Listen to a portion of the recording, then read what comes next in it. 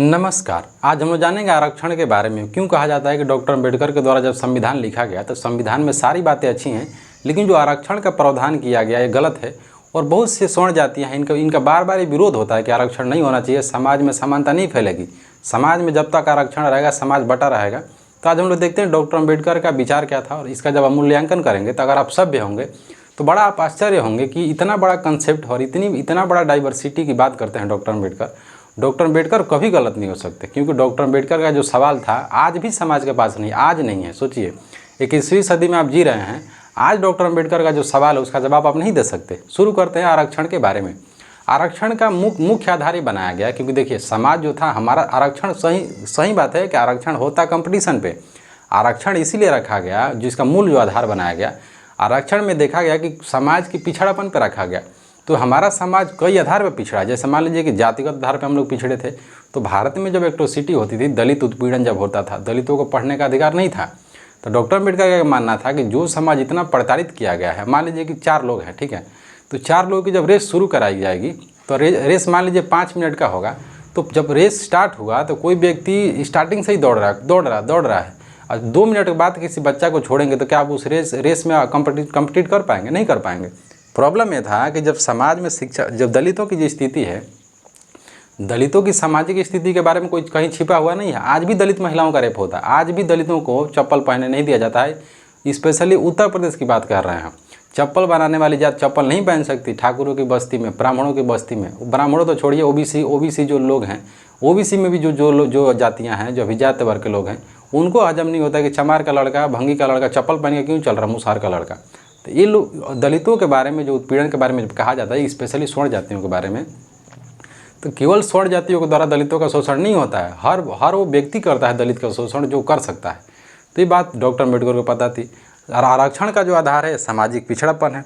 सामाजिक पिछड़ापन है, आप समझिए इस बात को, आर्थिक पिछड़ापन नहीं है, क्योंकि ब्राह्मणों में भी गरीब होते हैं ब्राह्मण, लेकिन गरीबी का आप मजाक नहीं बनाते। जैसे मायावती कितनी भी बड़ी हो जाएंगी, मायावती कितनी भी बड़ी हो गई, अब बड़ी तो हैं, इस बात में कोई डाउट नहीं है, जिसके पास नेशनल पार्टी है, जो इतने बड़े राज्य की कई 4 बार वो रही मुख्यमंत्री रही, उसके बारे में तो, उसके औकात के बारे में तो आप बात नहीं कर सकते। लेकिन मायावती कभी बच नहीं पाई जातिगत शोषण से। आज भी लोग कहते हैं कि चमार की बेटी है, चमार की बेटी है। तो आज भी बीएसपी के बारे में भी ये कहा जाता है कि चमारन का पार्टी है, तो नहीं बच पाया ना। लेकिन वहीं जो बीजेपी है, बीएचपी स्वर्ण लोगों की प्रतिनिधित्व करती है। बहुत सी ऐसी पार्टियां हैं जो जातिगत, जो अभिजात वर्ग के जो लोग हैं उनका प्रतिनिधित्व करती है। उसके बारे में बुराई नहीं कर सकते।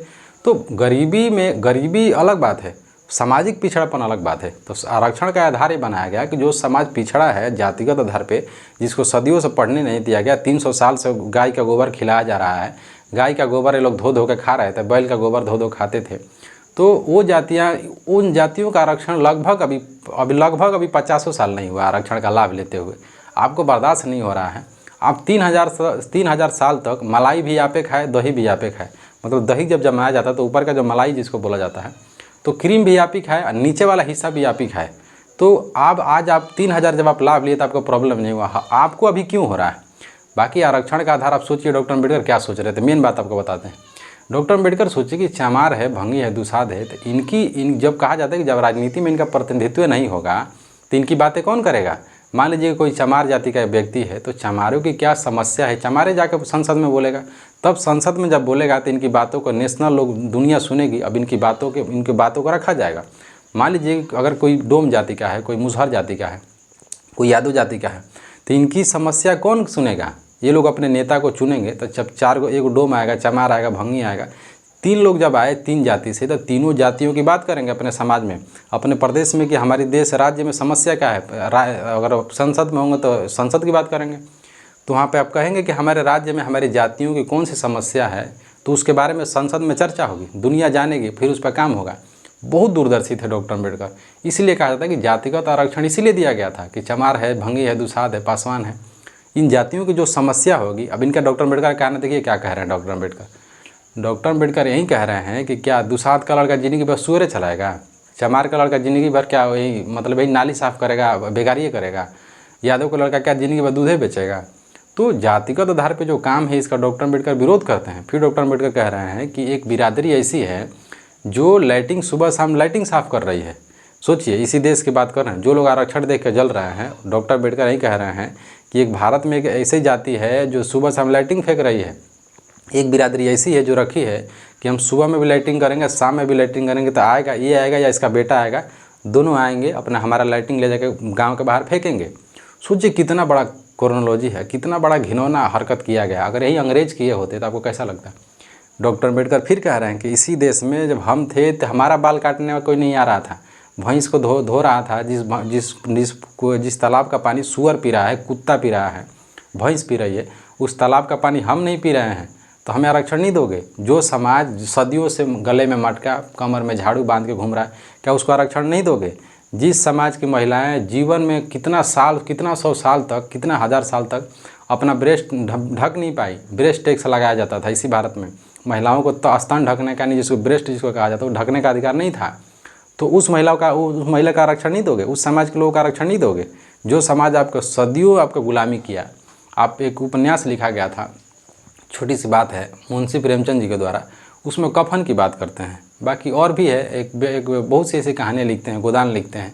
कफन में ही ना है कि एक व्यक्ति इतना गरीब है कि कफन मांग रहा है। उपन्यास जो मुंशी प्रेमचंद का है, आपको भले काल्पनिक लग रहा होगा, सारी सच्चाई लिख रहे हैं मुंशी प्रेमचंद की। दलितों की जो स्थिति है, होता है ना, चमार जातियों के नाम से भी डिनोट करते हैं, तो जातियों की क्या समस्या हो सकती है, मुंशी प्रेमचंद से अच्छा कोई दुनिया में कोई नहीं दिखा पाएगा।